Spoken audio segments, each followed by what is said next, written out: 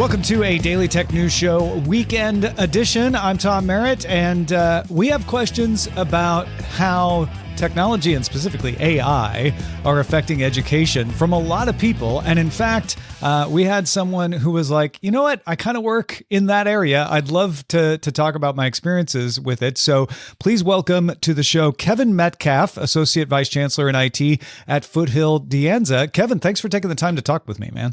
Hey, thanks so much for having me on the show. I've been a supporter of DTNS for a while now and figured, hey, I have a way to contribute something. So yeah, no, this is great. And big thanks for all of your support of the show over the years as well. You're one of the pillars in the community as far as I'm concerned.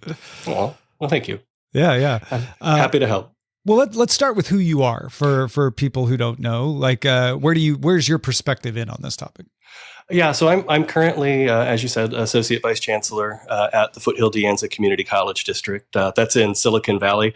I actually started my career in high tech in the Silicon Valley, did some startups, did some big name companies, but I landed in education when the company I was working for basically blew up during the dot-bomb era, when the bottom fell out of the dot-com boom. And so I worked for the college. I just built custom solutions to support education, usually online, things like that.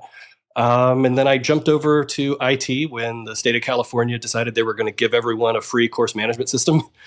So I couldn't compete with free. So I have been, project manager and in management roles at the IT organization for the district ever since then. I've got about 20 years of experience as a Linux system administrator and a little over a decade of adjunct teaching experience, although that's less of my focus these days. So gotcha.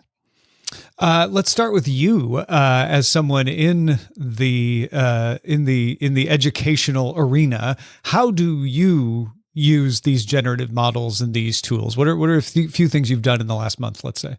Sure. Yeah. So I would say, for starters, I'm not one of those people that says I definitely want to use AI to do my job for me. I like to use the tools, but when using the tools, that generally involves a whole lot of editing on top of that. But I have ADHD, and so a tool like ChatGPT can really help solve that writer's block that you sometimes get when you've got a really huge task or something like that. And I'll ask for strategies around specific solutions. If I have a faculty that comes in with a particular need, it's nice to have something that you can just bounce ideas off of. Would this work? Would this work? Things like that. Just providing alternatives, right? Yeah, exactly. Sort of where should I start? It's helpful when you have to wordsmith a delicate email. I mean, obviously, from a data governance standpoint, that can get dicey if you put too many details into the prompt. But sure, being vague and just asking for general advice, that can at least get you an outline. That can help overcome again that writer's block there. I've also used it when hiring new employees, really? And that's something that a lot of people are like, oh, you're evaluating resumes. No, that's not what we do. That's a really bad idea for a lot of reasons. But you can upload a job description into the system and say, hey, I'm going to be interviewing people. What are some good questions I could ask?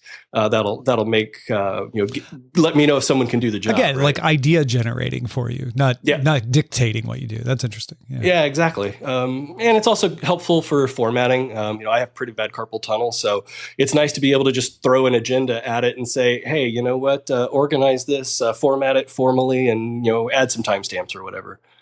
Again, for huge projects, if I've got a really big project and I just don't know where to start, you could just throw that into the LLM and say, hey, give me suggestions on how to break this down into smaller tasks, and you just repeat that until you know how to do all the smaller tasks, and there you know where to start. So. Yeah, I see some overlap with the way you use it and the way I hear most people using it, which is like a sounding board, an alternative generator, a point me in the right direction kind of thing. Yeah, that's exactly right.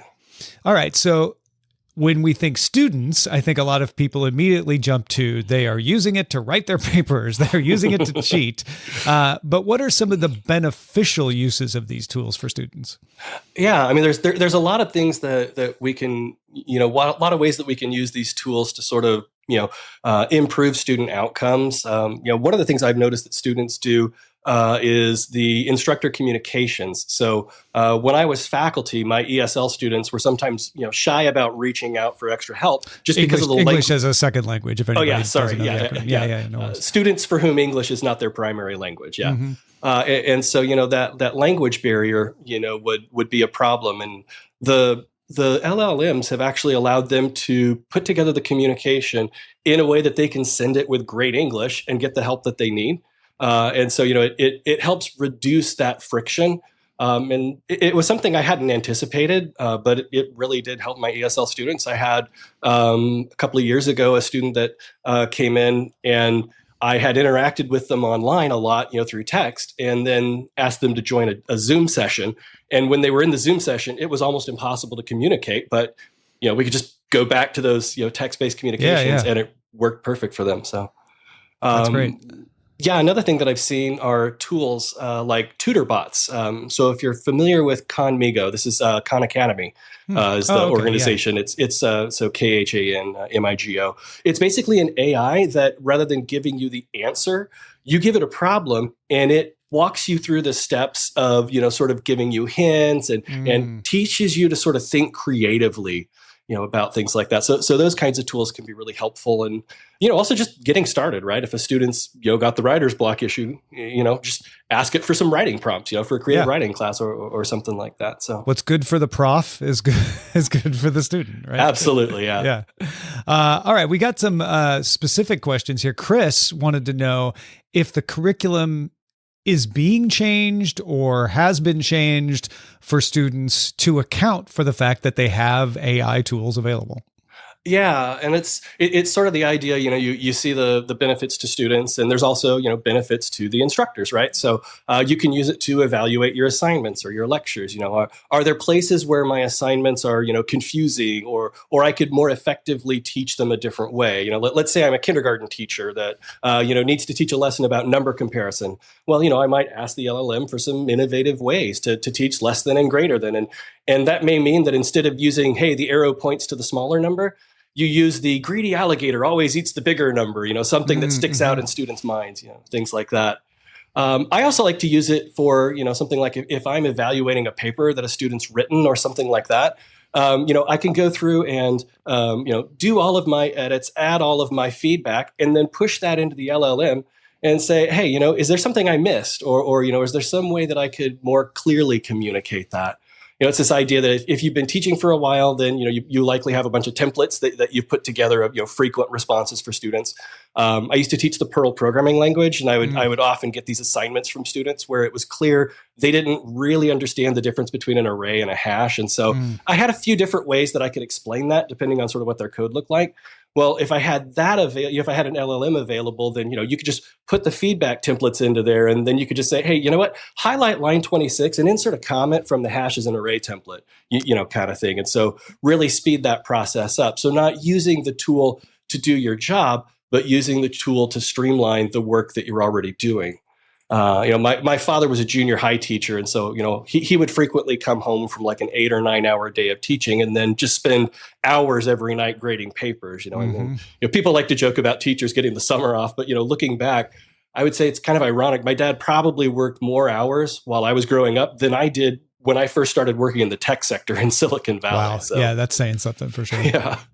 But in terms of actual, changes to the syllabus or the curriculum, that can be helpful, sort of bounce some ideas off it again, like you were saying before. If I swap some topics, would it make learning easier? Sometimes it's clear that certain topics should come before others. If maybe you need to teach multiplication before you can teach exponents, but, are there topics that it's not intuitive that it makes students think differently? And maybe if I swap them around, it would put the students in the right headspace to think about an upcoming concept, or things like that. Yeah. Again, a lot of these examples are second pair of eyes, source of ideas. And that all makes sense to me. Yeah. And I think that's really, sort of something that's going to be driving into the curriculum just about, in every discipline is, you're looking at that second pair of eyes there. Another benefit that I think people often overlook is professional development. And this is true for basically any field, right? Try telling your favorite LLM what field you work in and then ask it, what kind of skills should I focus on learning? What skills am I going to need in this field in the next 2 to 3 years? Maybe just feed it your resume and see where your blind spots are. It's, oh, here's my resume. What 3 skills should I focus on learning? You might even discover, oh, I already knew how to do that. I should add that to my resume. Yeah. No, that's all good. And I think that's all positive stuff. Even so, I think a lot of people are just like, okay, sure, AI. That's all we hear about. KV wants to know, are there some other technological advances that are making their way into education to help students or instructors? Yeah, and it's kind of funny because if I say, some technology that has absolutely no AI in it, that sort of really narrows it down because it's such a broad category, right? But yeah, there's lots of like translation tools, which are especially powerful, again, for those non-native speakers. Something a lot of folks take for granted these days is videos with real-time captions. But for your non-native students, these are really, really helpful. I recorded the lectures for one of my classes back in the early 2000s and added captions to it. This was back in the real media days to sort of show how, that's a lot of long work, ago this was. But when I did that, the average grade for my non-native English speakers jumped an entire letter grade that quarter. Wow. And I ran into a student later on that said, he had now the ability to slow me down by 50% and read the captions. And that was why he ended up not dropping the class. And that had the added benefit of teaching me that, I talk really fast when I'm teaching. I need to slow down. Yeah, that is a good reminder for sure. Yeah, and I think another thing that's really been emerging as an interesting extra benefit to students are things like OER. That's Open Educational Resources. Folks mostly know that textbooks are kind of notoriously expensive, and there's been a real push in the community college system for faculty to adopt either a free or a low-cost textbook, something like that. I'm not currently teaching, but the next time I do, I'll probably write my own free textbook so the students don't have to pay for one. And that's an area where an LLM could be super helpful, right? So as an example, I've broken my Intro to Linux class down into about 40 lessons, and each one has like a reading assignment, a video lecture, lab assignments, test quiz, all that kind of stuff. Well, for each one, I could upload the material and then ask the LLM to give me a draft of a chapter of a textbook for that lesson. There's still a lot of work, obviously, making sure things are clear, making sure it's not hallucinating, all that kind of stuff. But it would definitely save quite a bit of time. Speeds it up. Yeah. And the more you do that, the better the tool can become at learning your voice and your tone and, how to make it sound like you.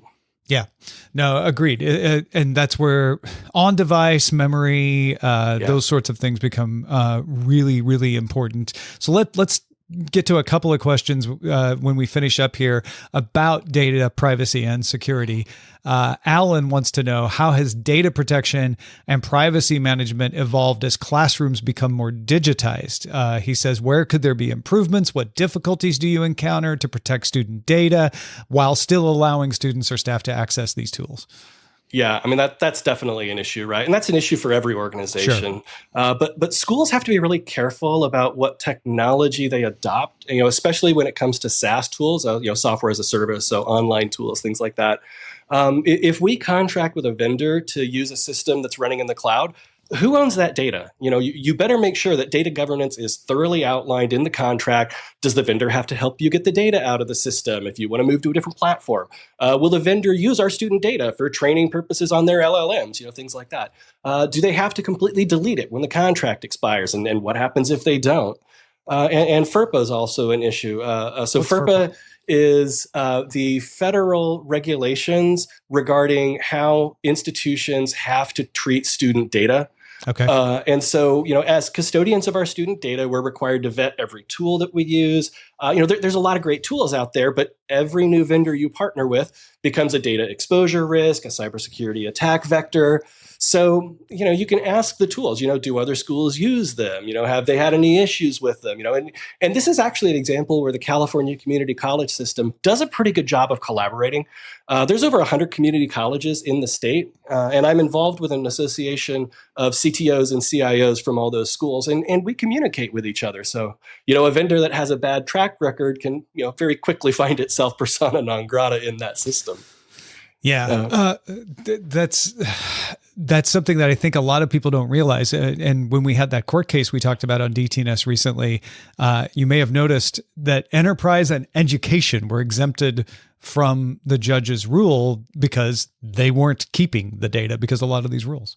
Yeah, that's exactly right. And it's the same with parts of healthcare, et cetera, because they have HIPAA and other regulations like that. And so, the questions come up from time to time about just not using these tools at all. Sure. But a major issue right now, especially in the community college systems, but in higher ed in general, is this idea of fraudulent students. That's, bad actors who register for a class in order to commit student aid fraud.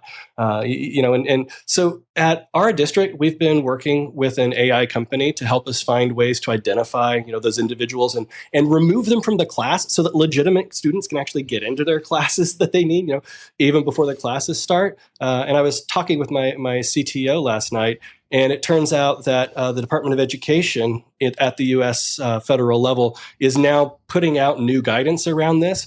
And they've explicitly called out the community college system in California and our district specifically in how we're using some of these tools. So hopefully we're going to be able to take a lot of the stuff that we've learned and get that back into the community and start making sure that we can cut down on that fraud, cut down on the abuse, and make sure that our students can get into the classes they need so that they can actually graduate on the schedule that they're looking for. Right? Yeah. So real human students that are really taking the classes can get the benefit.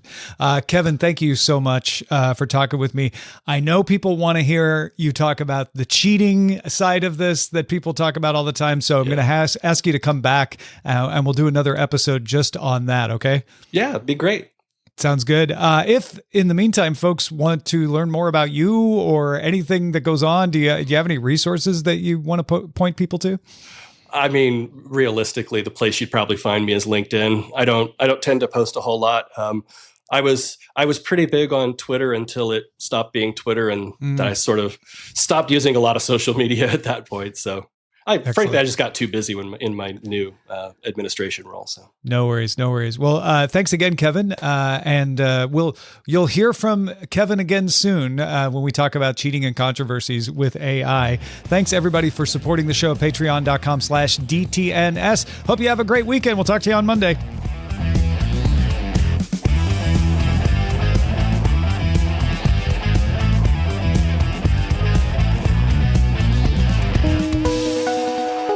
The DTNS family of podcasts, helping each other understand. Diamond Club hopes you have enjoyed this program.